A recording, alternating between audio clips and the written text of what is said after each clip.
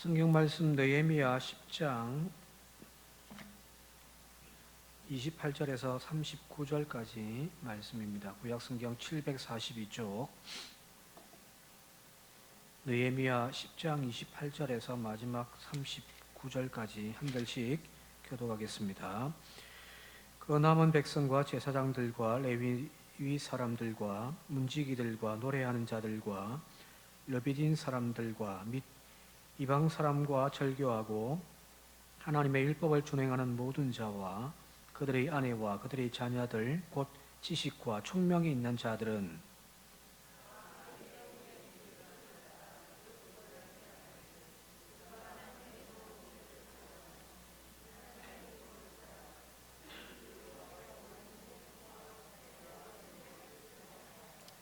우리의 딸들을 이 땅 백성에게 주지 아니하고 우리의 아들들을 위하여 그들의 딸들을 데려오지 아니하며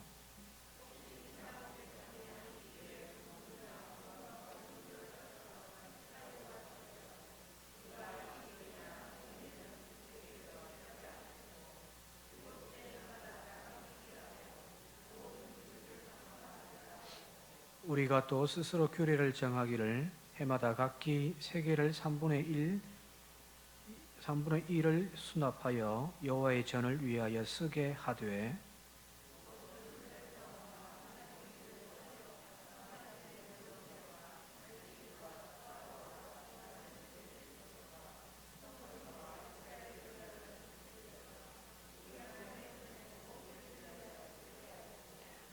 또 우리 제사장들과 레위 사람들과 백성들이 제비 뽑아 각기 종족대로 해마다 정한 시기에 나무를 우리 하나님의 전에 바쳐 율법에 기록한 대로 우리 하나님 여호와의 제단에 싸르게 하였고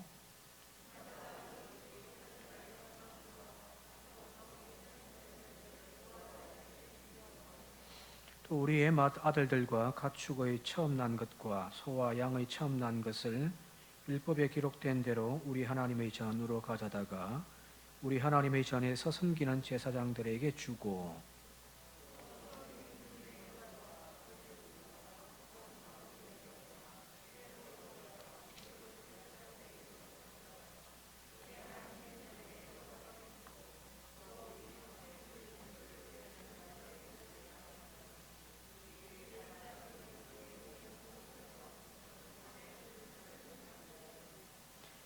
레위 사람들이 12조를 받을 때에는 아론의 자손 제사장 한 사람이 함께 있을 것이요 레위 사람들은 그 11조의 10분의 1을 가져다가 우리 하나님의 전 곳간의 여러 방에 두되 곧 이스라엘 자손과 레위 자손이 거제로 드린 곡식과 새 포도주와 기름을 가져다가 성소의 그릇들을 두는 골방 곧 섬기는 제사장들과 문지기들과 노래하는 자들이 있는 골방에 둘 것이라. 그리하여 우리가 우리 하나님의 전을 버려 두지 아니하리라. 아멘. 지난주에 한 주 예배가 좀 추석 명절 때문에 쉬었습니다만은 그 앞부분 좀 연결해서 보면은 에스라가 율법을 가지고 와서 강독을 하죠. 백성들이 그 말씀 듣고 통회를 하고요. 또 제사장과 장로들과 또 각 종족의 어른들이 그 다음날 또 모세에게 에스라에게 찾아와 가지고 하나님의 말씀을 좀 더 깊이 우리에게 가르쳐 달라고 하면서 하나님의 율법책을 서로 막 읽으면서 함께 공부를 하거든요. 그렇게 보니까 마치 딱 그 시기에 며칠 지나면은 이제 다가올 초막절이라고 하는 절기를 이제 또 그들이 깨닫게 되어지고 그래서 이스라엘 전체에 선포하여 초막절을 지키게 되었습니다. 거기까지 지난 시간에 말씀을 드렸는데 그 뒤로 이제 9장 하반부에 쭉 보게 되어지면은 이스라엘 백성들이 하나님 앞에 이제 참회의 기도를 쭉 하는 내용들이 나와요. 창세기 1장부터 시작해가지고 지금까지 모든 역사를 쭉 이야기하 천지를 창조하신 하나님, 아브라함을 택하여 부르신 하나님, 또 애굽에서 종살이 하던 우리 종족들을 해방시켜 하나님의 약속으로 인도하신 하나님, 이 땅 가운데서 하나님 축복해 주셨는데 우리 조상들이 하나님을 버리고 하나님의 율법을 거역한 채 어긋난 길로 걸어가다가 하나님께서 지금의 우리의 이 고통과 아픔을 경험케 하셨습니다.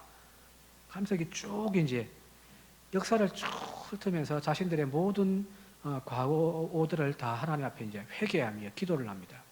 그리고 마지막에 9장 마지막 절에 38절에 이렇게 되어 있습니다. 우리가 이 모든 일로 말미암아 이제 견고한 언약을 세워 기록하고 우리의 방백들과 레위 사람들과 제사장들이 다 봉인하나이다. 이제 이스라엘 백성들이 모세가 죽기 직전에 이스라엘 백성들에게 언약을 갱신하잖아요. 이제 출애굽 1세대들에게 시내산에서 언약을 맺었고, 이제 그들이 죽고 난 다음에 2세대들과 함께 모압 평지에서 거기서 다시금 신명기에 보게 되어지면은 하나님의 율법의 말씀을 쭉 다시금 그들에게 가르쳐 주고 다시금 언약 관계를 갱신하거든요. 여호수아도 마찬가지죠. 가나안 땅에 들어가서 다시금 에발산과 그리심산 그 세겜에서 이제 다시금 하나님의 말씀을 선포하고 이 하나님의 언약을 다시금 확정하고 다짐하잖아요, 그죠? 자, 마찬가지예요. 하나님의 말씀이 선포되어지고 그 말씀을 그냥 귀로 듣고 그냥 지식으로만 성경에 이런 이야기가 있다고 하더라 하는 것으로 끝나는 것이 아니라 그 자리에서 하나님 앞에 회개하면서 하나님과의 언약을 다시금 갱신하는 이야기예요. 이거는 조상 때 이미 언약 갱신한 거잖아요. 자기들 지금 나와 하나님과의 관계에서 우리가 그렇게 지금 하나님 말씀대로 살겠다라고 다짐하고 거기에다가 전부 지장을 다 찍는 거예요. 담임 목사 청빙할 때에 청빙 서류에 보게 되어지면은 청빙 하시는 교회의 교인들 명단이 쭉 이름 적고요. 이름도 거기에 대해 지장을 딱 찍잖아요, 그죠? 도장을 찍는다든지, 그죠? 요즘에 이제 사인도 합니다만은. 여러분들 이름을 거기에 적고 도장을 찍고 했으면 여러분들이 저한테 나가라고 하면 안 됩니다. 여러분들이 내 이름 걸고 모시겠다고 계약을 한 거잖아요, 그죠? 마찬가지란 말이에요. 지금 여기 하나님의 말씀이 선포되어졌고 이제 그 말씀대로 살겠습니다.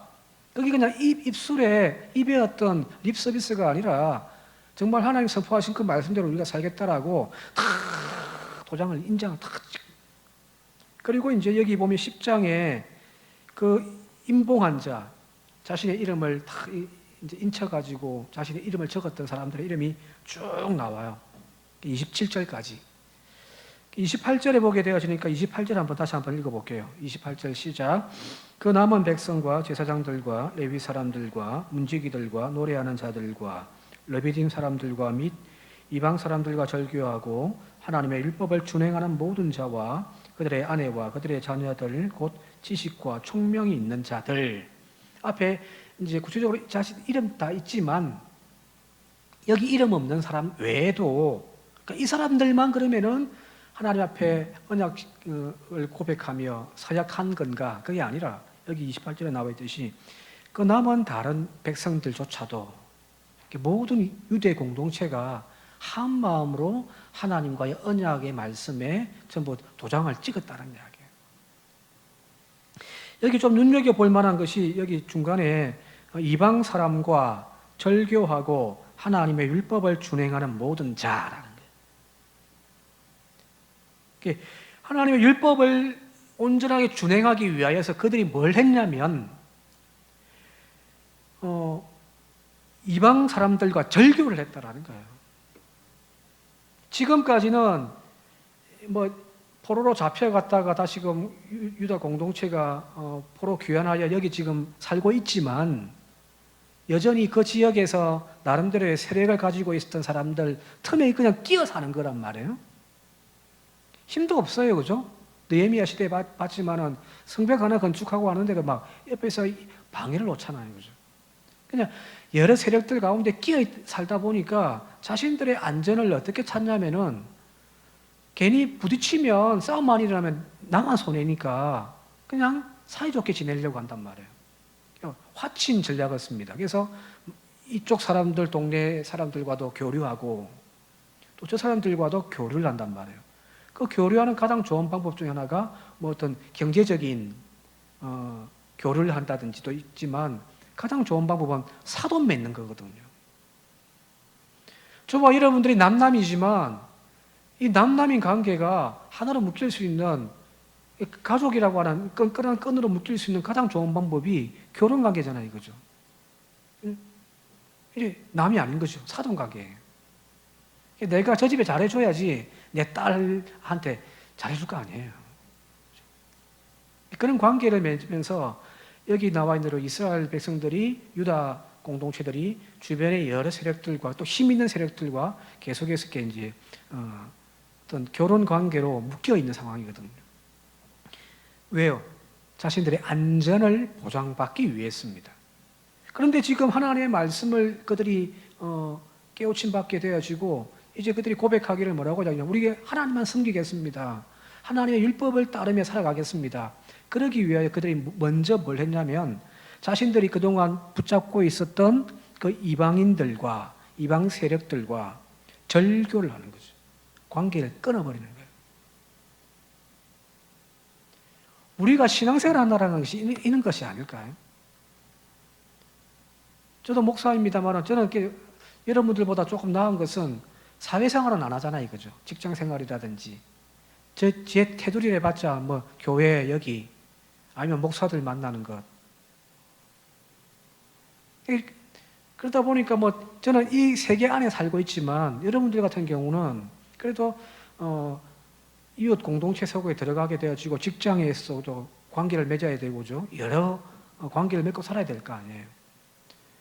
그런데 여기 보게 되어지니까 철저하게 하나님을 온전하게 섬기기로 다짐한 그들이 첫 번째 한 일, 바로 그런 어떤 세상적인 끈들을 끊어버리기 시작하더라는 거예요.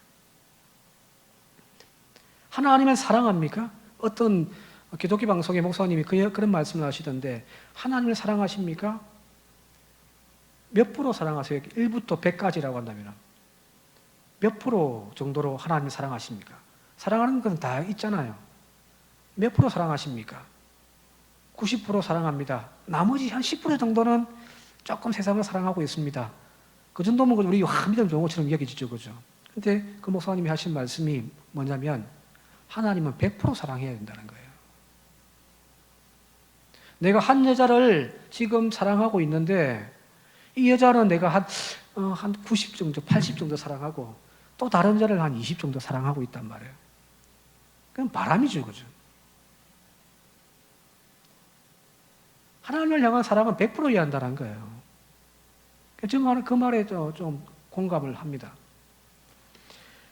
세상을 붙잡고 있으면서 우리가 온전히 하나님을 향하여 하나님의 율법대로 살겠습니다. 말이 안 되는 거예요. 이거는 이율배반적인 거거든요. 하나를 택하고 하나를 버려야 되는 상황이란 말이에요. 물론 세상 가운데 살지 말라는 이야기는 아니지만 율법대로 살려고 하나님 말씀대로 살려고 몸부림치다 보니까 부딪히고 걸림돌이 되어지는 세상 일들이 얼마나 많습니까? 당장은 산악회에 가입해가지고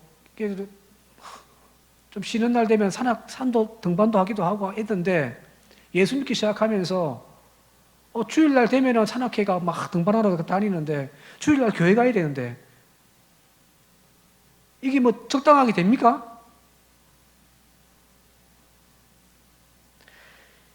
하나님의 율법을 준행하는 모든 자, 그들은 당연히 하나님 앞으로 나아가기에 걸림돌이 되어지는 것들을 다 이게 끊어내는 거예요.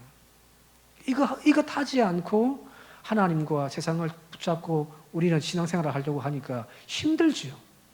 힘들죠. 여러분들 바람 피워 보셨습니까? 두 마음을 가져본 적이 있어요? 내 남편이 아닌 다른 남자를 마음에 품어본 적이 있습니까? 내 아내가 아닌 다른 여자를 마음에 품어본 적이 있습니까? 괴로워요. 둘을 사랑하기 때문에 사랑이 기쁨이 2배인 것처럼 여겨지지만 아니에요. 오히려 괴롭습니다. 하나님을 향해서 마찬가지예요. 이방 사람들과 절교하고 하나님의 율법을 준행하는 모든 자, 그 사람들이 바로 성도입니다. 오늘 저와 여러분들이 바로 그런 즐거움을 회복할 수 있길 바랍니다. 하나님 말씀이 있는 것이 기쁨이고 이 말씀 한 절 한 절 또 실천해 보면서 하나님이 살아계시다라는 것을 또 경험해 보는 그런 즐거움, 세상이 줄 수 없는 그런 즐거움들로 우리의 믿음의 자리, 삶의 자리가 옮겨질 수 있기를 제가 주님의 이름으로 축원드립니다. 그리 보면 구약 성경에 보십시오. 아브라함을 향하여 하나님 뭐라고 했냐면은 하란의 그 아버지와 친척들이 있는 그 하란 땅에서 나를 따라라고 말씀하는 것이 아니잖아요. 나를 믿으라. 내가 너 축복해 줄게. 아니란 말이에요.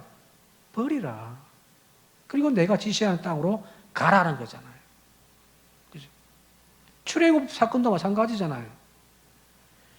나중에 이스라엘 백성들이 광야에 나와서 배고프고 목마르고 힘들 때마다 애굽으로 돌아가자.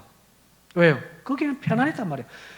육체적으로 힘들었지만 자기 결정하고 뭐 할 필요도 없었잖아요. 그죠? 다 먹여주니까. 그 풍요로운 땅이었단 말이에요. 애굽 땅은. 그런데 하나님은 그 애굽에서 그 이스라엘 백성들을 불러 약속의 땅, 가나안 땅으로 다시금 인도에 가시잖아요. 그죠? 자, 성도란 어떤 존재냐면 세상의 자리에서, 세상의 즐거움에서, 세상의 가치관에 빠져 사는 삶에서 하나님 나라로 자리 이동하는 사람들입니다.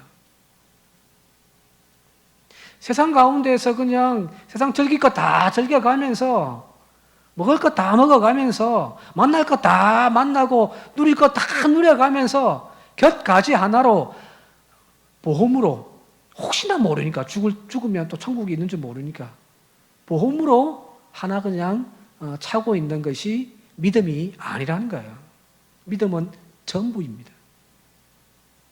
자리 이동이라는 거예요. 자리 이동. 하란에서 가나안 땅으로, 애굽에서 가나안 땅으로, 이 땅의 삶에서 하나님 나라의 삶으로 바뀌어지는 것. 오늘 이런 결단이 우리에게도 있기를 주님 이름으로 다시 한 번 더 축원드립니다.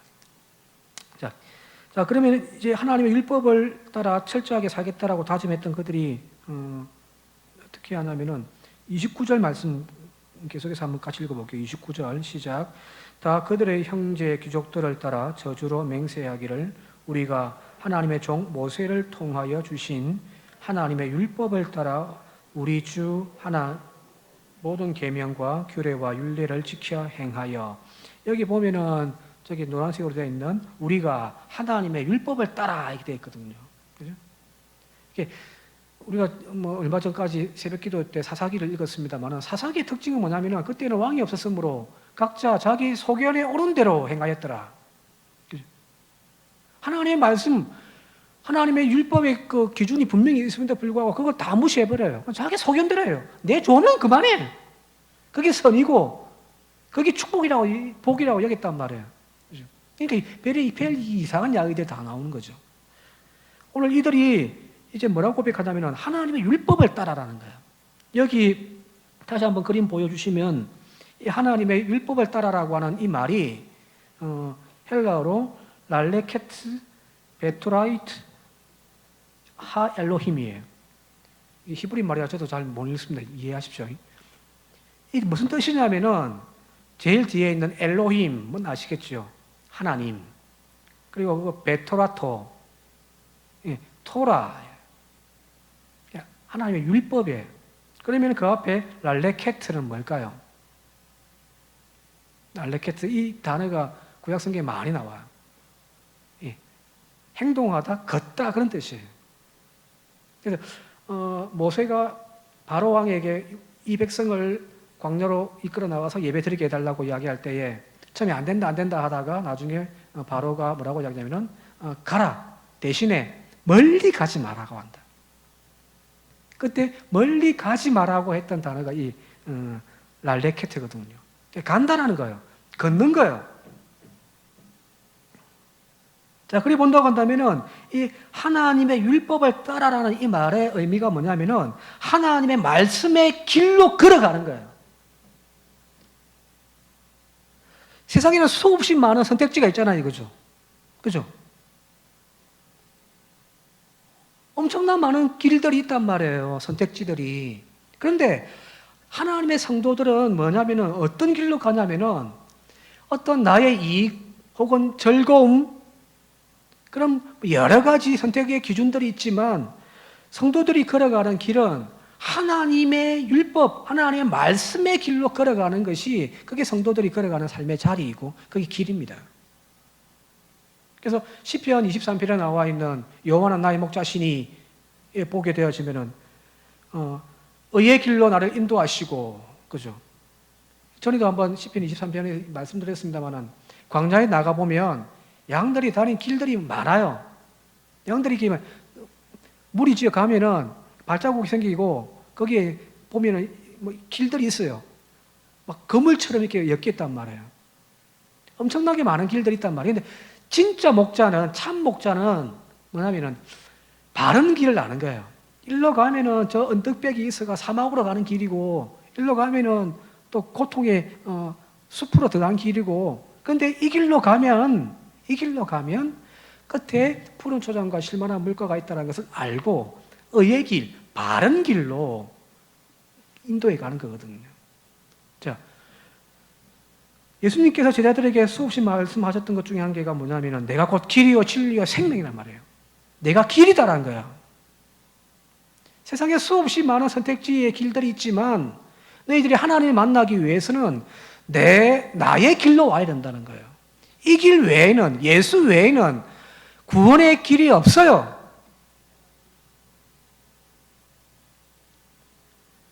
이 길 벗어나면은 거기 타락이고 거기 변질이고 거기 이단이잖아요. 그죠? 그래서 오직 우리가 걸어가야 할 길은 바로 이 주님께서 우리에게 가르쳐 주신 그 말씀의 길로 걸어가는 거예요. 세상의 어떤 유행도 아니고요. 자, 그리 본다고 한다면 오늘 우리 스스로 한번 물어봐야 되지 않겠습니까? 나는 지금 어떤 길을 걸어가고 있는지, 내 인생길은 지금 어떤 길인지 잠시 좀 멈춰 서서, 지금 코로나는 그런 거 아닌가요? 좀 멈추라는 거잖아요, 그죠? 멈추어 서서 나는 지금 어떤 인생길을 걸어가고 있는지 한번 되돌아보는 거죠. 예수의 길을 따라 걸어가고 있는 건지, 아니면 나의 길을 걸어가고 있는지. 이것도 저것도 아닌 그냥 세상에 정해놓은 유행 따라 그냥 이리 바람 불면 일로 싹 휩쓸리고 저리 바람 불면 저리 휩쓸리는 그런 인생길을 걸어가고 있는지.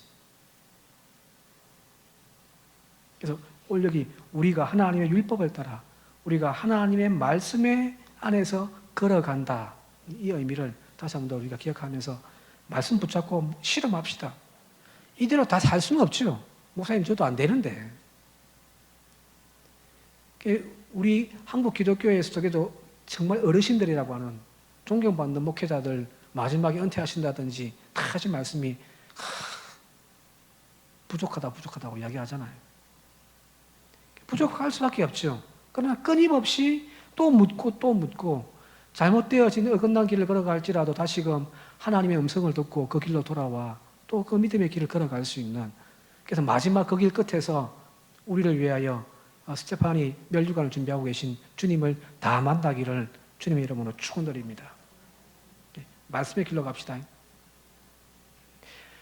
뭔가를 선택해야 할 때 말씀의 기준과, 이제 한 수십 년 신앙생활을 했으니까 나름대로 말씀의 기준은 다 갖고 계실 거 아니에요, 그죠? 모르면 주변에 있는 권사님들이나 장로님한테 물어보고, 장로님들도 모르겠다고 하면 저한테 오고, 저도 모르면 토수학교 하나님한테 그냥 기도하시면 됩니다.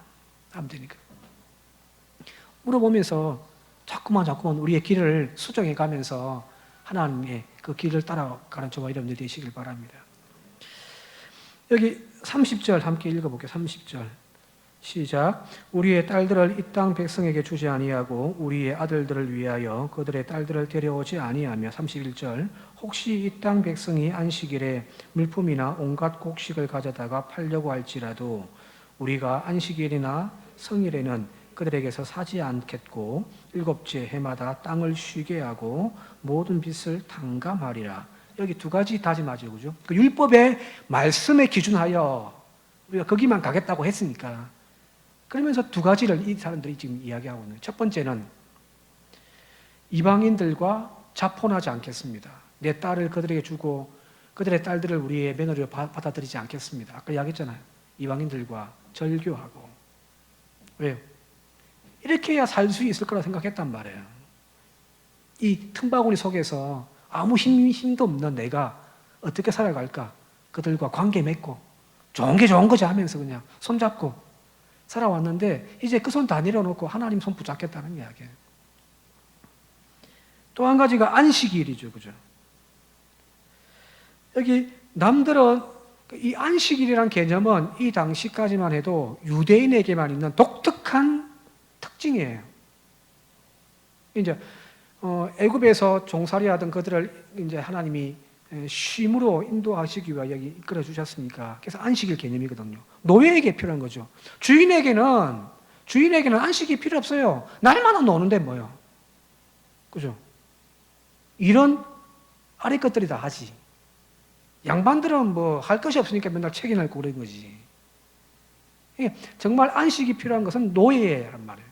그런데 유대교는 유대인들의 출발은 출애굽부터 시작했으니까 하나님이 그들에게 이 안식이라는 개념을 그들에게 준 거죠. 안식일을 지키라는 거예요.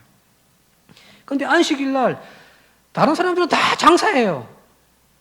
나중에 뒤에 13장 가면 또 그냥 나오는데 안식일 날 이방인들이 물건 팔기 위하여 막 예루살렘으로 들어온단 말이에요. 그동안은 다 받아줬단 말이에요. 근데 이제 뭐 하냐면은 안식일 날 장사하지 않겠습니다. 안식일 날 철저하게 지키겠습니다. 지금 당장의 이익보다는 우리가 하나님 선택하는 일들을 우리가 붙잡겠습니다. 사람의 믿음을 볼 수 있는 가장 좋은 방법은 돈 가지고 보면 되거든요. 저도 한번 부흥회나 있는데 가면은 뭐 헌금하라고 하잖아요. 미리 봉투를 나누어 주고 준비해 오면 뭐 괜찮은데 그럼 1,000원짜리 넣어놓고 팍 내면 되는데 갑자기 막 바구니 돌리면 저도 막 지갑 꺼내가지고 탁 빼는데 하얀 게 파란 게 나와야 되는데 뭐 푸른 게 나오고 그러면은 갈등되잖아요, 그죠? 목사님들도 그렇단 말이에요. 그래서 저는 이제 그냥 무조건 나오는 대로 내는 거로. 제 지갑에는 가급적이면 5만 원짜리는 없습니다. 물질 앞에 사람은 가장 약하단 말이에요. 오늘 하루 그냥 당장 팔게 되어지면 오늘 하루 살 수 있으니까요, 그죠? 근데 우리 그거 하지 않겠습니다.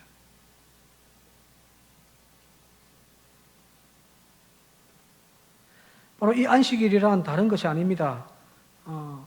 만나를 먹여주시는 하나님의 그 광야의 기적들을 다시금 경험하는 거죠. 안식일 날 아무 일 하지 않아도 하나님이 그 안식일까지 그 다음 날까지 먹여주신다. 책임져 주신다. 자, 그리 본다고 한다면 성도의 삶은 사실은 내일을 준비하며 살아가는 인생이 아니라 오늘 하루를 살아가는 것이 아닐까라는 거예요. 만나의 은혜란 내일을 준비하면서 준비하면서 사는 인생에서는 만나를 내일 것까지 더 모아야죠. 내일이 어떻게 될지도 모르는데. 그죠? 그래서 내일 것까지 더 거두는 것이 그 내일을 준비하는 삶이라고 한다면은 만나의 은혜란 안식일의 그 개념이란 오늘 하루를 하나님의 은혜로 살아간다는 고백으로 살아가는 인생들이에요. 그러니까 여러분들 막 정해놓지 말고 쓰세요. 뭐 쓸 돈도 없는 것이 오늘 우리들의 특징입니다만은 나중에 죽고 난 다음에 그거 갖고 자식들 막 싸움밖에 더 하겠습니까? 그죠? 오늘 즐기며 쓰세요. 하나님 주신 은혜를 오늘 소비하고 또 내일은 또 그 내일 염려하라는 주님의 말씀이 맞는 거죠. 왜? 거기 바로 만나의 삶이고 만나의 은혜고 그게 안식일의 개념이기도 하니까요. 자, 당장의 이익 끊겠습니다. 손해보더라도 내가 주님의 말씀대로 살아가겠습니다 하는 다신 이게 어떤 열정인지 아시겠죠? 계속해서 32절 한번 읽어보겠습니다. 32절, 33절 시작. 우리가 또 스스로 규례를 정하기를 해마다 각기 세겔의 3분의 1을 수납하여 하나님의 전을 위하여 쓰게 하되 곧 진설병과 항상 드리는 소제와 항상 드리는 번제와 안식일과 초하루와 정한 절기에 쓸 것과 성물과 이스라엘을 위하는 속죄제와 우리 하나님의 전의 모든 일을 위하여 쓰게 하였고, 여기 이제 32절부터 마지막 절까지는 이제 통일 하나의 문단이에요. 여기 주된 핵심의 내용은 뭐냐면은 성전을 위하여 헌신하겠습니다라는 거예요. 여기 주제는 성전이에요. 하나님의 집이 텅텅 비어지고 하나님의 집이 궁핍하고 하나님의 집이 허물어지는 것을 내버려 두지 않겠다는 거예요. 그래서 제일 마지막에 39절 제일 끝 부분에 그렇게 결말을 맺고 있잖아요. 나중에 한번 다시 읽겠습니다만, 그래야 우리가 우리 하나님 전을 내버려 두지 않겠습니다. 그들은 해마다 정해진 성전 세겔 3분의 1 세겔을 바치겠습니다. 소산물의 첫 열매 11조는 꼭 바치겠습니다. 그리고 온갖 그 성전에서 드려지는 여러 제사의 희생 제물을 우리가 하나님 앞에 드려서 하나님의 성전이 비어지고 하나님의 성전의 예배가 멈추어지지 않게 하겠습니다라는 거예요. 여기 뭐 성전 세겔이라든지 11조 같은 경우는 제사장과 레위인들의 직무와 관련되어 있죠, 그죠? 이걸 내어야 제사장들 그거 갖고 먹고 살면서 이 성전 체질을 유지할 수가 있으니까. 거기 34절도 한번 읽어볼게요. 34절 시작. 또 우리 제사장들과 레위 사람들과 백성들이 제비 뽑아 각기 종족대로 해마다 정한 시기에 나무를 우리 하나님의 전에 바쳐 율법에 기록한 대로 우리 하나님의 제단에서 불사르게 하였고, 여기 뭐 여러 가지 뭐 제물 예물들 쭉 나옵니다만은 여기 특별히 하나님의 번제에 사용되어질 나무를 우리가 순번을 정해서 제법 뽑아가지고 거기 끊어지지 아니하도록 계속해서 제공하겠습니다라는 이야기가 나와요. 이 이야기 무슨 이야기일까요? 하나님의 제단에, 하나님의 성전에 번제불은 끄지면 안 돼요. 그래서 아침에 저녁에 한 번, 저녁에 한 번 매일 해야 되고요. 이 불씨를 가지고 가가지고 분향단에 향불도 피우고 촛대에 불도 지핀단 말이에요. 밖에 거 가지고 들어가다가 죽은 사람이 바로 아론의 아들들이잖아요. 나답과 아비유. 그러니까 이 번제단의 불만 사용할 수가 있는데 이 번제단 불 꺼지지 않게 하겠습니다는 거예요. 오늘 우리로 이야기하면 뭘까요? 예배 멈추지 않겠습니다는 거예요. 물론 지금 코로나 때문에 해제파는 그 모임들이 가끔 멈추기도 합니다만은, 그러나 어디에 있든지 우리의 예배는 멈추지 않겠습니다. 서로 주중에 모임이 다 중단되어져 가지고 지금 우리가 모임을 할 수 없지만, 그러나 성전의 기도의 불은 꺼지지 않도록 하겠습니다라는 거예요.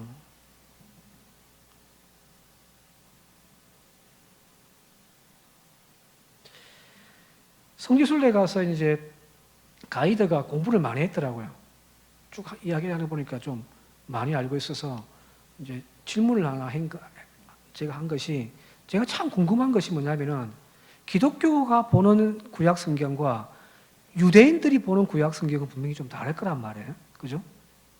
우리는 기독교적인 관점에서 이제 구약 성경을 보니까, 그래서 막 질문을 좀 하려고 하는데 많이는 못하고, 그 중에 하나, 그 출애굽 과정에서 광야에서 하나님이 이스라엘 백성들을 인도할 때에 불기둥, 구름 기둥으로 인도했다라는 표현 나오잖아요, 그죠?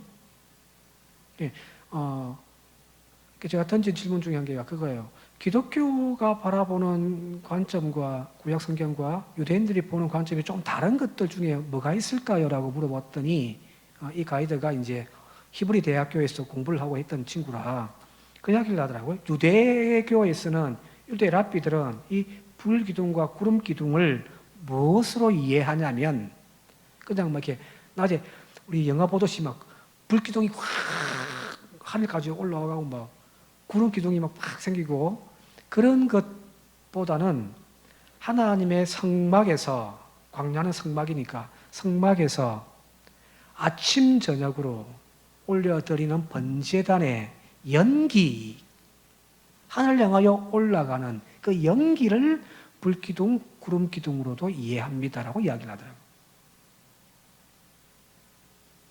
이해되시나요? 이게 뭐 맞다 틀리다 지금 저도 모르겠어요. 근데 그렇게도 해석하더란 말이에요. 유대교 랍비들 중에. 자, 그리 본다고 한다면은 오늘 하나님의 이 교회를 이끌어 가시는 하나님의 손길의 그 표징이라 이야기할 수 있는 구름기둥과 불기둥은 뭐냐면 교회가 끊이지 아니하고 성도들이 나와 올려드리는 기도의 연기예요. 예배의 그 향년에 올려드리는 그 찬송의 연기들인 거죠. 자, 그리고 본다면 오늘 코로나 때문에 하는 이 핑계들 우리가 때문에 얼마나 지금 교회가 지금 영적으로 많이 어려움을 당하고 있습니까? 뭐 어떤 목사님은 정부가 교회를 탄압한다고 하는데 정부는 그냥 소모임 하지 말라는 거고 그건 우리 핑계죠. 예배 못 드리면 나와서 기도를 해야 할 거 아니에요. 근데 기도도 안 한다면은 그건 우리들의 문제지.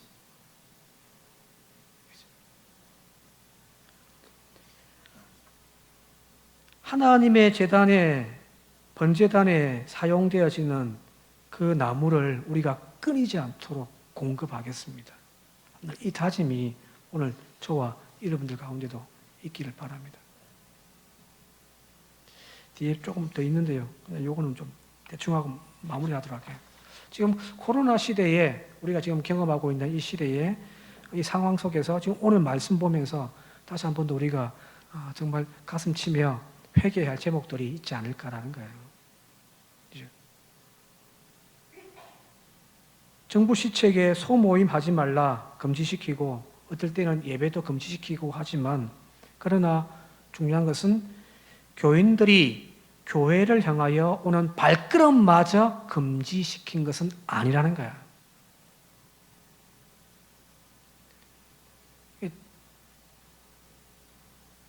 주중에 얼마든지 교회 나와서 기도할 수 있잖아요. 그죠? 근데 우리는 그것마저도 지금 안 하고 있으니까. 제단에 불이 꺼지지 아니하도록 순번을 정하여 나무의 제단을 공급했던 이 유대인들처럼 오늘 이 기도의 제단에 다시금 불이 꺼지지 않도록 하나님의 교회를 찾는 우리 모두가 되어질 수 있으면 좋겠습니다. 자, 다 잊어버려도 괜찮아요. 오늘 다 잊어버려도 괜찮은데 딱 하나, 제일 마지막 절, 앞서 읽었습니다만 39절 저 뒷부분만, 크게 있는 부분만 오늘 제목이기도 한데 이것 하나 우리가 오늘 가슴에 새기고 좀 갔으면 좋겠습니다. 함께 크게 읽고 마치도록 하겠습니다. 시작. 그리하여 우리가 우리 하나님의 전을 버려두지 아니하리라. 이 고백으로 하나님의 성전을 섬기고 회복하는 우리 모두가 되시기를 주님 이름으로 축원드립니다. 함께